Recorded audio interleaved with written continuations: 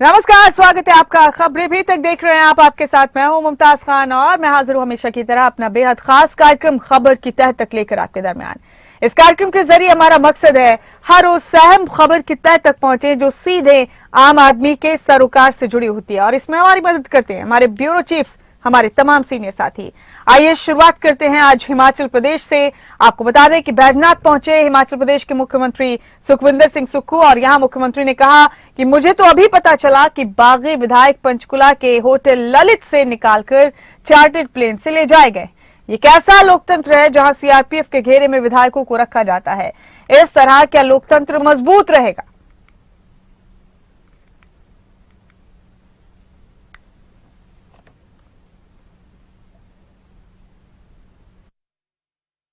देखिए, मैं तो ये कहता हूँ कि मुझे तो अभी पता लगा, एक खबर सोशल मीडिया में चली कि उनको पंचकुला के ललित होटल से निकालकर एक चार्टर्ड प्लेन जो चंडीगढ़ एयरपोर्ट से उड़ा, कहाँ उड़ा इसकी मुझे जानकारी नहीं है, लेकिन इसलिए उड़ाया गया कि उनके परिवार के सदस्य उन पर ये दबाव डाल रहे थे कि आप घर वापस आ जाइए। और कई लोगों के मन की व्यथा भी ऐसी है जो दुखी है, लेकिन चारों तरफ से सीआरपीएफ का घेरा है। ये कैसा लोकतंत्र है जहां सीआरपीएफ के घेरे में विधायकों को रखा जाता है? तो इस प्रकार क्या लोकतंत्र मजबूत रहेगा? तो मैंने ये कहा कि कहाँ गए ये तो पत्रकार बंधु पता करेंगे, लेकिन मैं कह सकता हूँ कि ये खरीदो फरोख्त जो होती है ये लोकतंत्र को कमजोर करती है। हमारे सहयोगी मनोज धीमान हमारे साथ इस खबर पर जुड़ चुके हैं, उन्हीं का रुख कर रहे हैं यहाँ पर तमाम अपडेट्स के लिए। मनोज, पिछले कुछ दिनों से हिमाचल प्रदेश कांग्रेस में जो कुछ चल रहा है उस पर सबकी नजरें लगातार बनी हुई हैं। अब मुख्यमंत्री सुक्खू ने एक बयान दिया है कि चंडीगढ़ के होटल ललित से जो बागी नेता हैं, कांग्रेस के बागी विधायक हैं, उनको चार्टर्ड प्लेन से कहीं ले जाया गया। क्या लगता है मनोज, ये अफरा तफरी का सिलसिला अभी थम नहीं रहा है हिमाचल कांग्रेस में?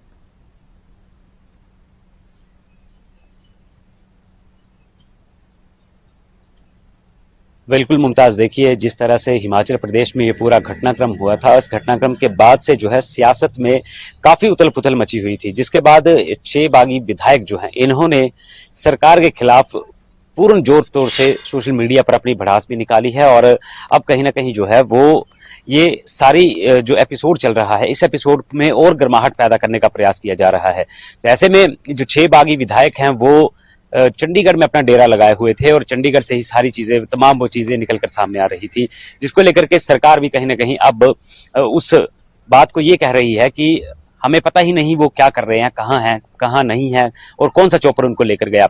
ऐसे में कल हिमाचल प्रदेश के मुख्यमंत्री सुखविंदर सिंह सुक्खू बैजनाथ दौरे पर थे, और बैजनाथ दौरे पर उन्होंने कई शिलान्यास और उद्घाटन किए, यानी कि करोड़ों की सौगात बैजनाथ को दी। और उसके बाद जब हम उनसे सवाल किया कि आखिर वो चौपर उड़ा है, कहाँ गए, तो आपसे कोई बात हुई है, संपर्क हुआ है, तो मुख्यमंत्री ने सीधे तौर पर कहा है कि जिस तरह से हिमाचल प्रदेश में एक खरीद फरोख्त चल रही है, इससे कहीं ना कहीं लोकतंत्र की हत्या हो रही है, यानी कि लोकतंत्र कमजोर होता जा रहा है। तो ऐसे में जो चौपर उड़ा है उसके बारे में मुख्यमंत्री ने सीधा बयान दिया कि देखिए, उनके परिवार के सदस्य यानी कि बागी विधायकों के सदस्य उन पर दबाव बना रहे हैं कि वो घर वापसी करें और घर पहुंचे। तो उसके कहीं ना कहीं उसी बात को लेकर के वहां से कोई चौपर उड़ा है, जो चौपर अब पता नहीं, कि मुख्यमंत्री को पता नहीं है कि वो चौपर कहाँ गया और 6 के 6 बागी विधायक कहाँ गए हैं।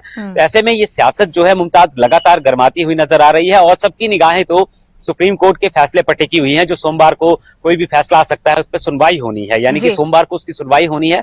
तो कहीं ना कहीं वो फैसले पर भी नजर सबकी बनी हुई है, लेकिन 6 बागी विधायक जो हैं उनका पता नहीं है कि चौपर आखिर कहाँ गया। हालांकि सूत्रों के हवाले से खबर तो ये आ रही है कि जो चौपर है वो उत्तराखंड के लिए रवाना हुआ है, और वहीं मुख्यमंत्री ये भी कहते हुए नजर आ रहे हैं कि जिस तरह से सीआरपीएफ के घेरे में ये 6 जवान है, यानी कि 6 बागी विधायक हैं, ये 6 बागी विधायक जो सीआरपीएफ के पहरे में है, तो कहीं ना कहीं ये लोकतंत्र की हत्या, यानी कि खरीद फरोख्त कहा जा रहा है, इस चीज को कहा जा रहा है। ये सीधा सीधा विपक्ष पर निशाना साधा जा रहा है कि भाई विपक्ष ने जो किया है वो सही नहीं किया है और हमारे विधायकों को खरीदा गया है। क्या ये तमाम बातें जो है निकलकर सामने आई हैं, और ऐसे में कहीं ना कहीं जो है मनोज, इस सब के बीच में ना मनोज, कैबिनेट मिनिस्टर विक्रमादित्य सिंह जो है उनके रोल पे भी चर्चा करना जरूरी है। मनोज, वो बागी विधायकों से मिलकर भी आए, हालांकि विक्रमादित्य सिंह भी कांग्रेस के उन बागी नेताओं में से माफ कीजिएगा, उन नाराज नेताओं में से एक हैं जो सीएम सुक्खू के खिलाफ महाज खोलकर खड़े रहे। ये और बात है कि वो उन विधायकों में शामिल नहीं थे जिनकी सदस्यता रद्द की गई। लेकिन इस पूरी सूरत हाल में मनोज, विक्रमादित्य सिंह इस वक्त किस किरदार में नजर आ रहे हैं?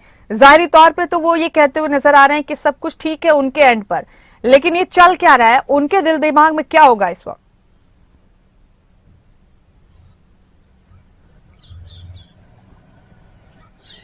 बिल्कुल मुमताज, देखिए जब 6 विधायकों की विधानसभा स्पीकर ने सदस्यता रद्द की थी, उसके बाद वो 6 बागी तो हो गए, लेकिन उसके बाद तस्वीरें जो निकलकर सामने आ रही हैं कि विक्रमादित्य सिंह उनसे मिल रहे हैं, उनसे मुलाकात कर रहे हैं, तो तमाम वो सारी चीजें निकलकर सामने आई हैं। विक्रमादित्य सिंह से हमारी जब बात हुई थी तो उन्होंने सीधे कहा कि मुझे उन बागी विधायकों से मिलने के लिए, सलाह मशवरा करने के लिए जो है हाई कमान यानी कि पार्टी हाई कमान ने उनको आदेश दिए थे। साथ ही साथ जो ऑब्जर्वर यहाँ पहुंचे थे उस वक्त, उनसे भी मुलाकात हुई थी। उन्होंने ही आदेश पारित किए थे कि भी आप उनसे मिलिए, उनकी राय जानिए कि किस तरह का काम रहने वाला है, क्या होने वाला है, वो चाहते क्या है। इन तमाम चीजों को लेकर के विक्रमादित्य सिंह उनसे मिले थे।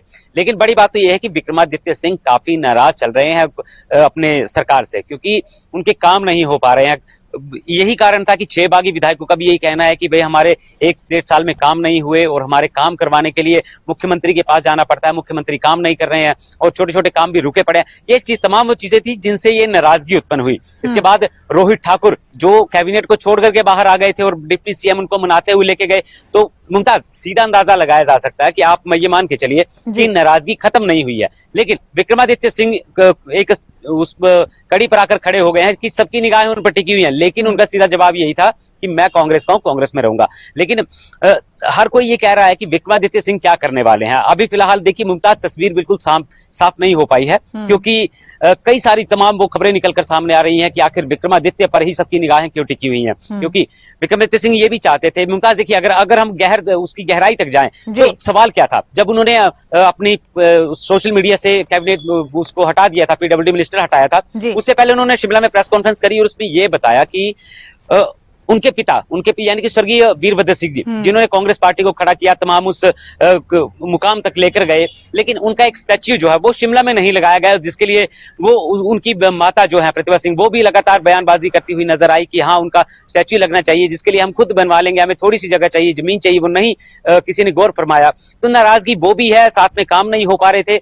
लेकिन कहीं ना कहीं मुमताज देखिए, सीएम को हटाने की बात की गई थी कि मुख्यमंत्री को हटाया जाए, मुख्यमंत्री बदला जाए, लेकिन आलाकमान ने वही बरकरार रखा है कि सुखविंदर सिंह सुक्खू ही बरकरार रहेंगे, तो नाराजगी और ज्यादा बढ़ सकती है। ऐसे में देखिए जब काम नहीं हो पा रहे थे, 6 बागी विधायक हो गए, उसके बाद मतलब काम इस तरह धड़ल्ले के साथ हुए हैं कि आप सोच नहीं सकते। कैबिनेट रैंक बटे हैं, जो रुकी हुई गारंटी थी उसमें से गारंटी और पूरी हो गई, तो कहीं ना कहीं दबाव में भी मुख्यमंत्री हैं कि आखिर इन लोगों जो नाराज हैं उनको मनाया कैसे जाए। मनाया भी जा रहा है और आने वाला वक्त जो है वो तो बता ही देगा कि आखिर ये 6 बागी विधायक जो हैं वो क्या करने वाले हैं। मनोज, एक और सवाल है मेरे जहन में, इस पूरे सिनेरियो में, इस पूरे एपिसोड के दौरान मुख्यमंत्री सुखविंदर सिंह सुक्खू बहुत मुखर होकर बोलते रहे नाराज और बागी विधायकों के खिलाफ। उन्होंने कई बार ऐसे अल्फाज का भी इस्तेमाल किया जो काफी सख्त रहे।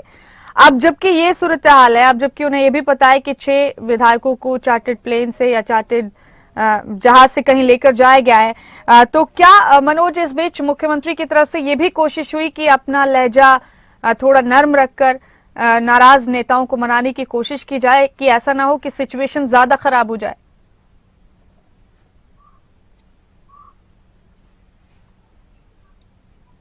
मुमताज देखिए, मुख्यमंत्री ने कल सीधे कहा है कि मेरे संपर्क में कोई भी विधायक नहीं आया है, यानी कि कहा जा सकता है विधायक, किसी भी बागी विधायक ने मुख्यमंत्री से संपर्क नहीं किया। हालांकि विक्रमादित्य को बीच में डाल करके ये इस मामले को निपटाने का काम किया गया कि इस मामले को शॉर्ट आउट किया जाए। लेकिन एक बयान और मुख्यमंत्री ने दिया था कि अगर सुबह का भूला शाम को घर आ जाए, गलती की माफी मांग ले, तो गलती माफ करना हमारा काम है। लेकिन कल वो उसी बयान से पलट गए कि मैंने ये बयान इस तरीके से दिया था और मैंने एक कहावत कही थी, ये कहावत है। तो फिलहाल उनके साथ कोई ऐसा संपर्क नहीं है और संपर्क नहीं होना एक बहुत बड़ी बात है कि आखिर वो पार्टी के सिपाही थे। मान लिया बगावत हो गई, मनाना चाहिए था, बगावत होने से पहले ही मना लिया होता शायद ये बगावत होती ही नहीं मुमताज। लेकिन नाराजगी जो विधायकों ने जाहिर की है और जो उन्होंने जहर उगला है अब सरकार के खिलाफ, जहर ही कहा जा सकता है उसको, कि जिस तरह से सोशल मीडिया पर हर दिन उनकी जो पोस्टें हैं वो वायरल हो रही हैं, हर चीज वो दिख रही है, तो सरकार के खिलाफ जहर उगला है और नाराजगी जाहिर की है। उसके बाद बगावत भी हो गई। बगावत के बाद तो उन्होंने खुला चैलेंज सरकार को कर दिया है। राजेंद्र राणा सरेआम जो है वो सरेआम सरकार को कह रहे हैं कि 2 दिन सरकार चलेगी, सरकार गिर जाएगी, सरकार नहीं चल पाएगी। तो इससे आप साफ अंदाजा लगा सकते हैं कि जो बागी विधायक है उनके मन में तो कुछ ना कुछ जरूर चल रहा है, वो कुछ ना कुछ तो करेंगे। अब मनोज, जितना जहर उगल दिया गया दोनों तरफ से, अगर यहीं तक भी बस हो जाए तो पार्टी की सिचुएशन मजबूत थोड़ी रह सकती है अभी भी सूबे में, लेकिन कुछ कहा नहीं जा सकता बागी विधायकों के मन में क्या है और सुप्रीम कोर्ट में इस मामले को लेकर क्या सुनवाई होती है, क्या प्रोसीडिंग्स होंगी, क्या फैसला कोर्ट का होगा, इस पर अभी बहुत कुछ निर्भर करता है। बहुत शुक्रिया आपका मनोज, इस खबर की तह तक पहुंचने के लिए बहुत बहुत शुक्रिया आपका। और आगे बढ़ते हुए आज की एक अहम खबर आपको दे रहे हैं। मुख्यमंत्री मनोहर लाल आज नूंह दौरे पर रहेंगे। राजा हसन खां मेवाती का शहीदी दिवस मनाया जा रहा है और इस शहीदी दिवस कार्यक्रम में मुख्यमंत्री मनोहर लाल बतौर मुख्य अतिथि शिरकत करने वाले हैं। इस दौरान राजा हसन खां मेवाती की प्रतिमा का अनावरण करेंगे मुख्यमंत्री मनोहर लाल और साथ ही राष्ट्रपिता महात्मा गांधी की प्रतिमा का भी अनावरण किया जाएगा मेवात में। मेवात के लिए नियुक्त शिक्षकों को अपॉइंटमेंट लेटर भी देने वाले हैं मुख्यमंत्री मनोहर लाल। तो यह अहम खबर आपको मुख्यमंत्री मनोहर लाल के दौरे के हवाले से दे रहे हैं। आज नूंह पहुंचेंगे और मेवात दौरे पर मुख्यमंत्री मनोहर लाल खास कार्यक्रम में शिरकत करने वाले हैं। आज शहीद राजा हसन खां मेवाती के यौम शहादत के मौके पर एक खास और भव्य आयोजन किया गया है, जिसमें शिरकत करने के लिए मुख्यमंत्री मनोहर लाल यहां पहुंचेंगे। तो शहीदी दिवस कार्यक्रम में सीएम हिस्सा लेंगे और इस दौरान मेवात में नियुक्त किए गए शिक्षकों को नियुक्ति पत्र भी बांटेंगे। और हमारे साथ इस अहम खबर पर हमारे स्टेट हेड जितेंद्र चौधरी जुड़ चुके हैं, उनका रुख करेंगे यहां पर तमाम तफसीलात के लिए। जितेंद्र, आज ऐतिहासिक दिन है मेवात के लिए। राजा हसन खां मेवाती का यौम शहादत मनाया जाएगा। 498 यौम शहादत है। हालांकि ये 15 मार्च को होता है ये दिन, जिसे हर साल वहां के स्थानीय लोग और अलग अलग तंजीमें, अलग अलग सोशल ऑर्गेनाइजेशंस, जिनमें मेवात विकास सभा भी एक है, वो मनाते आए हैं। लेकिन ये पहली बार है जितेंद्र, जबकि राजा हसन खां मेवाती के शहादत के दिन को इस तरह राज्य स्तर पर सेलिब्रेट किया जा रहा है। उसके लिए भव्य आयोजन बाकायदा राज्य सरकार की तरफ से किया गया है। मुख्यमंत्री इसमें बतौर मुख्य अतिथि शिरकत करेंगे और 15 मार्च को सरकारी छुट्टी का भी ऐलान किया गया इससे पहले राज्य सरकार की तरफ से। तो आज के इस खास कार्यक्रम के बारे में अपने दर्शकों को आपके जरिए जरूर बताना चाहेंगे जितेंद्र।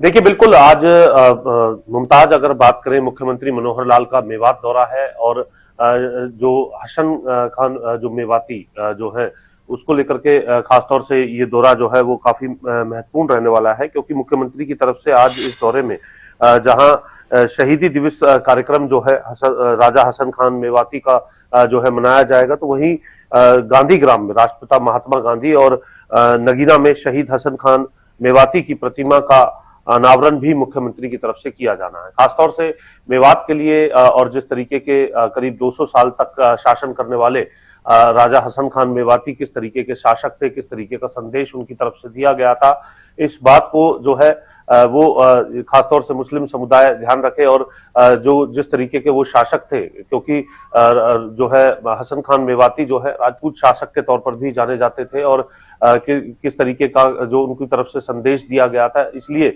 उनको याद रखा जा सके। आज मुख्यमंत्री मनोहर लाल का जो ये दौरा है, नूंह दौरा, काफी महत्वपूर्ण है और इसी को लेकर के जहां कई और सौगात भी मुख्यमंत्री मनोहर लाल नूंह के अंदर जो शिक्षक है उन्हें कौशल रोजगार निगम के माध्यम से जो नौकरी दी गई है उसको लेकर के भी नियुक्ति पत्र जो है वो देने का काम यहाँ पर किया जाएगा। और साथ ही पोषण पखवाड़ा में आकांक्षी जिला नूंह के लिए महिला एवं विकास की परियोजना का शुभारंभ भी मुख्यमंत्री की तरफ से किया जाएगा। नूंह बार एसोसिएशन की जो चैम्बर की आधारशिला भी मुख्यमंत्री की तरफ से रखी जाएगी। तो ये तमाम जो कार्यक्रम है वो मुख्यमंत्री के रहने वाले हैं और इन कार्यक्रमों में शिरकत करने के लिए मुख्यमंत्री मनोहर लाल का आज नूंह दौरा खास तौर से रहने वाला है। जी जितेंद्र, ऐतिहासिक तथ्य बताते हैं कि राजा हसन खान मेवाती जो हैं उनको बाबर ने ये लालच दिया था कि मैं तुम्हारा धर्म भाई हूं, मेरा साथ दो तुम इस हमले में, राणा सांगा के खिलाफ हम मिलकर इस जंग को लीड करेंगे।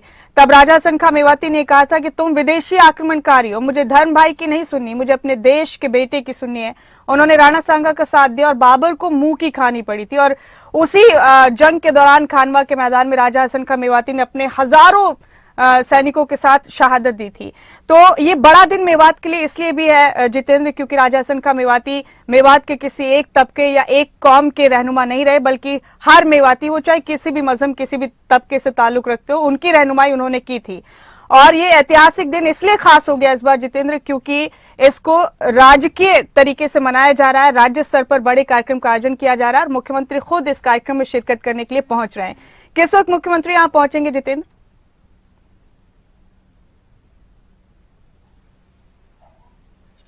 देखिए, अब से कुछ ही देर बाद जो कार्यक्रम है वो मुख्यमंत्री के दौरे का रहने वाला है। उसकी तस्वीरें भी हम दर्शकों तक पहुंचाएंगे और जिस तरीके से आपने राजा हसन खान मेवाती का जो जिक्र किया, क्योंकि मुमताज आप स्वयं जो है उस जो है एरिया से आने वाले हैं और किस तरीके का उनका बलिदान रहा, किस तरीके से उनका इतिहास रहा है और समाज के लिए किस तरीके का योगदान दिया है। आपने ठीक कहा कि किसी एक समाज के लिए नहीं बल्कि पूरे मेवात क्षेत्र के लिए, और मेवात भी केवल हरियाणा से लगता हुआ नहीं बल्कि राजस्थान के अंदर भी किस तरीके से जो है उनका प्रभाव रहा है, ये किसी से अछूता नहीं है। और ज्यादा बेहतर जो जानकारी है वो उस क्षेत्र के लोग जिन्होंने उनके बलिदान को देखा है, किस तरीके का बलिदान रहा, जिन्होंने उनके विचारों को जो है देखा है, वो तमाम लोग जो है वो ज्यादा बेहतर बता सकते हैं। जहां तक मुख्यमंत्री के दौरे की बात करें, अब से कुछ ही देर बाद जो तस्वीरें हैं वो हम अपने दर्शकों तक पहुंचाएंगे जब मुख्यमंत्री यहां पर पहुंचेंगे और इस कार्यक्रम के अंदर शिरकत करने के साथ साथ जो मूर्ति का अनावरण है उसे करने के साथ साथ जो इसके अलावा जो अन्य कार्यक्रम है उन कार्यक्रमों की जो पूरी जानकारी है वो हम दर्शकों तक पहुंचाने का काम करेंगे। जी ठीक है जितेंद्र, आपने आज के दिन को ऐतिहासिक बना दिया गया खासतौर से राज्य सरकार की तरफ से, और सही मायने में खराज अकीदत राजा हसन खां मेवाती को आज राज्य सरकार की तरफ से भी पेश की जा रही है, इस बात की अहमियत बताते हुए कि काम ऐसे जो करते हैं वो मरते नहीं हरगिज, ऐसे जो जिए मौत से डरते नहीं हरगिज, दुनिया से गए दिल से गुजरते नहीं हरगिज, इस सफे से ये नक्श उतरते नहीं हरगिज। जितेंद्र, आपसे गुजारिश है कि आप बने रहे हमारे साथ, अगली हम खबर पर आपका रुख करेंगे।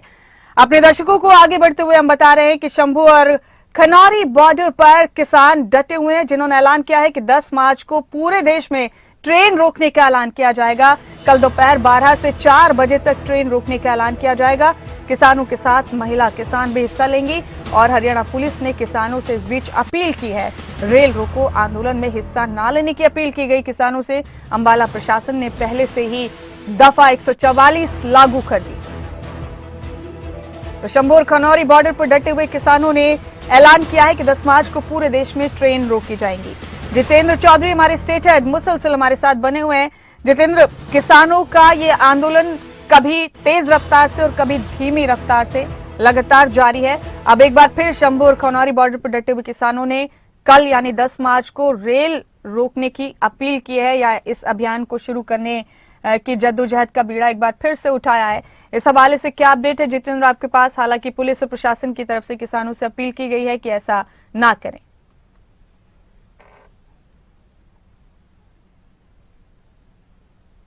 देखिए, बिल्कुल किसानों की तरफ से कल 12 बजे से लेकर के 4 बजे तक जो ट्रेन रोको का ऐलान है पूरे देश के अंदर किया गया है। हमने खबरें अभी तक के माध्यम से मुमताज अपने दर्शकों से भी ये अपील की है जिन्हें ये जानकारी मिल रही है कि अगर उनकी कोई ट्रेन की यात्रा है तो इसी अनुसार जो है उसे प्लान किया जाए तो ज्यादा बेहतर होगा। इससे पहले भी जब ये खबर आई थी हमने अपने दर्शकों से ये अपील की थी और वहीं प्रशासन की तरफ से भी अपील की गई है कि इस प्रकार के दिल्ली रोको या फिर रेल रोको जो कॉल दी गई है किसानों की तरफ से, उसमें हरियाणा के किसान या हरियाणा के लोग जो है वो किसी भी प्रकार से हिस्सेदारी ना लें। अंबाला पुलिस की तरफ से इसको लेकर के धारा 144 लगा दी गई है और लोगों से लगातार ये अपील की जा रही है, किसानों से अपील की जा रही है कि वे इस प्रकार के किसी भी कार्य के अंदर जो है सम्मिलित ना हो, जिससे आम जन को किसी प्रकार की दिक्कत जो है वो रहने वाली हो। कल की ये कॉल है और प्रशासन इसको लेकर के पहले से ही पूरे तरीके से मुस्तैद है कि इस प्रकार का अगर कोई भी कदम उठाया जाएगा तो उसको लेकर के न्यायोचित जो कार्रवाई है वो कहीं ना कहीं प्रशासन की तरफ से की जा सकती है। और इसी को लेकर के प्रशासन ने एक पत्र जारी करके ये स्पष्ट कर दिया है कि धारा 144 जो है वो पूरे तरीके से रहेगी और उसको सख्ती से जो है प्रशासन की तरफ से उसकी पालना जो है वो करवाई जाएगी। खासतौर से एहतियातन ये तमाम जो प्रशासन के जो आदेश है वो देखे जा सकते हैं, जिसके चलते जो इसके पीछे का मकसद साफ तौर से ये है कि आम जन को किसी प्रकार की दिक्कत ना हो। तो लेकिन क्या लगता है जितेंद्र, जिस तरह से ऐलान किया गया है 12 से 4 बजे तक ही सही, लेकिन रेल में सफर करने वाले यात्रियों के लिए मुश्किल हो सकती है कल?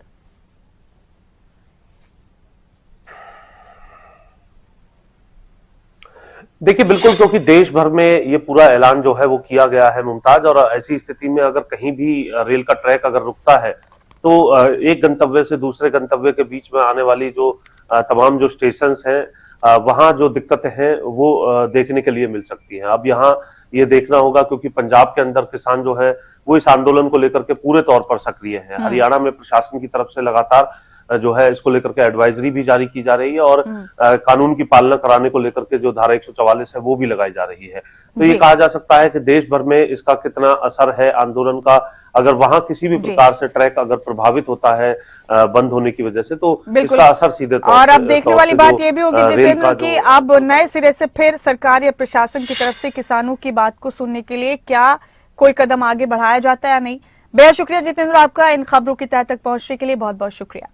और अब आगे बढ़ते हुए रुख करेंगे उत्तराखंड का। उत्तराखंड कांग्रेस को बड़ा झटका लग गया है। उत्तराखंड कांग्रेस के सीनियर नेता ने इस्तीफा दे दिया है। लोकसभा चुनाव से पहले मनीष खंडूरी ने इस्तीफा दे दिया है।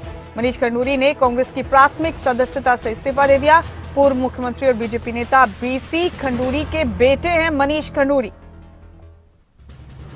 तो उत्तराखंड कांग्रेस को बड़ा झटका लग गया है। लोकसभा चुनाव से ठीक पहले उन्होंने पार्टी की अपनी प्राथमिक सदस्यता से इस्तीफा दे दिया है। हमारे साथी नासिर हुसैन हमारे साथ इस खबर पर जुड़ चुके हैं। नासिर, मनीष खंडूरी ने इस्तीफा देकर कांग्रेस को झटका दे दिया है। उत्तराखंड में भी कांग्रेस को इन दिनों कई झटके लगे हैं। उनके कई सीनियर साथियों ने पार्टी का साथ छोड़ा है। मनीष खंडूरी ने आखिर ये बड़ा कदम क्यों लिया? क्या वो भी नाराज थे पार्टी से या स्थानीय नेताओं से? क्या वजह रही? देखिए बिल्कुल मुमताज, जैसे जैसे लोकसभा चुनाव नजदीक आ रहे हैं, तमाम जो नेता हैं एक दूसरे की पार्टी बदलकर दूसरी पार्टियों में जा रहे हैं। खासतौर पर कांग्रेस के कई नेता हाल ही में बीजेपी में शामिल हुए हैं, और जिस तरीके से मनीष खंडूरी जो वरिष्ठ नेता हैं और ओडी से 2 बार लोकसभा के प्रत्याशी रहे हैं कांग्रेस के, ऐसे में उनका लोकसभा चुनाव से पहले पार्टी छोड़ना कहीं ना कहीं पार्टी को भी खल रहा है। और ये इसको इस तरीके से भी देखा जा रहा है कि शायद मनीष खंडूरी अब जल्द ही बीजेपी ज्वाइन कर सकते हैं और उनको ओडी से ही टिकट मिल सकता है। यानी ये अंदाजा लगाया जा रहा है, क्योंकि बीजेपी ने जो अपने लोकसभा के जो प्रत्याशी उसमें 3 प्रत्याशियों के नामों का ऐलान कर दिया था, लेकिन पौड़ी और हरिद्वार सीट को छोड़ दिया था। तो ये लग रहा है कि शायद कोई किसी तरह की बातचीत भारतीय जनता पार्टी से हुई है, लेकिन हालांकि अभी मनीष खंडूरी ने सिर्फ कांग्रेस से इस्तीफा दिया है, भारतीय जनता पार्टी ज्वाइन नहीं की है। लेकिन अंदाजा यही माना जा रहा है कि वो जल्द ही भारतीय जनता पार्टी ज्वाइन कर सकते हैं, क्योंकि उनके परिवार के तमाम सदस्य भारतीय जनता पार्टी में, उनके पिता पूर्व मुख्यमंत्री भुवनेश्वर खंडूरी मुख्यमंत्री रहे हैं बीजेपी से, साथ साथ उनकी जो बहन है वो इस वक्त विधानसभा अध्यक्ष हैं बीजेपी से ही। तो ये माना जा रहा है कि वो किसी बात को लेकर के कांग्रेस से नाराज चल रहे थे, और शायद यही वजह है कि उन्होंने जो है पार्टी को छोड़ दिया है, और जल्द ही वो कांग्रेस को छोड़कर अब बीजेपी में शामिल हो सकते हैं। ठीक है नासिर, आपका बेहद शुक्रिया इस खबर की तह तक पहुंचने के लिए, बहुत बहुत शुक्रिया। और इस बीच एक अहम खबर का रुख पंजाब से भी करेंगे। आज संगरूर को मिलेगी बड़ी सौगात। मुख्यमंत्री भगवंत मान ये बड़ा तोहफा देने वाले हैं। आज संगरूर में विकास क्रांति रैली आयोजित की जा रही है और मुख्यमंत्री भगवंत मान इस रैली को संबोधित करेंगे। दोपहर 1 बजे गांव चीमा में ये रैली आयोजित की जाएगी और इस दौरान संगरूर को कई परियोजनाओं की सौगात मिलने वाली। अहम खबर पंजाब के हवाले से आपकी टीवी स्क्रीन पर है। आज पंजाब के संगरूर को बड़ा तोहफा मिलने वाला है। आज 869 करोड़ रुपए के प्रोजेक्ट्स की शुरुआत होगी संगरूर से। आज विकास क्रांति रैली का आयोजन किया जा रहा है। मुख्यमंत्री भगवंत मान दोपहर करीब 1 बजे इस रैली को संबोधित करेंगे। गांव चीमा में ये विकास क्रांति रैली आयोजित की गई और इस दौरान संगरूर को 869 करोड़ रुपए के प्रोजेक्ट्स की सौगात मिलने वाली। हरसिमरत पाल मेरी सहयोगी इस खबर पर जुड़ चुकी है। हरसिमरत, आज संगरूर को मिलेंगे बड़े तोहफे। मुख्यमंत्री भगवंत मान विकास क्रांति रैली को संबोधित करने के लिए आप पहुंचेंगे। आप तफसील से बताइए इस रैली के बारे में, इस कार्यक्रम के बारे में, क्या खास मिलने वाला है संगरूर को आज?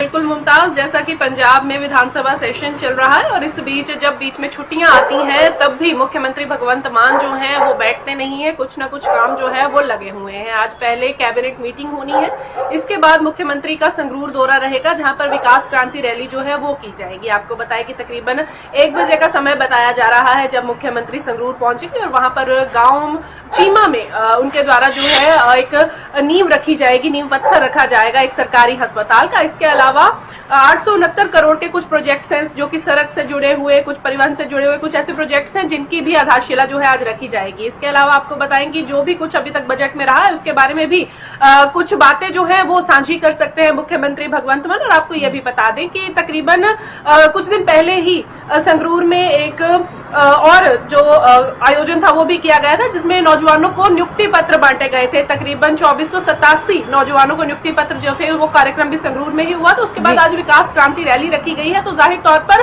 कहीं ना कहीं लोकसभा चुनावों को देखते हुए भी ये कहा जा सकता है, क्योंकि ये खुद क्षेत्र जो है संगरूर मुख्यमंत्री भगवंत मान का रहा है, वो एमपी रहे यहाँ से पहले और इसके बाद अब लगातार जो वहां पर उनका जाना आना बढ़ता जा रहा है अलग अलग क्षेत्रों में। खास करके संगरूर की अगर बात की जाए तो दिल से काफी करीब है मुख्यमंत्री के। तो ऐसे में ये जो परियोजनाएं हैं वो जाहिर तौर पर कहीं ना कहीं पंजाब के लोगों को भी जो सुख एहसास जरूर देंगी, कुछ न कुछ उनके जीवन में भी विकास के जरूर काम आएंगी, पर कहीं ना कहीं इन्हें लोकसभा चुनावों से भी जोड़ करके देखा जा सकता है। जी, बेहद शुक्रिया हरसिमरत, आपका इस खबर की तय तक के लिए बहुत बहुत शुक्रिया।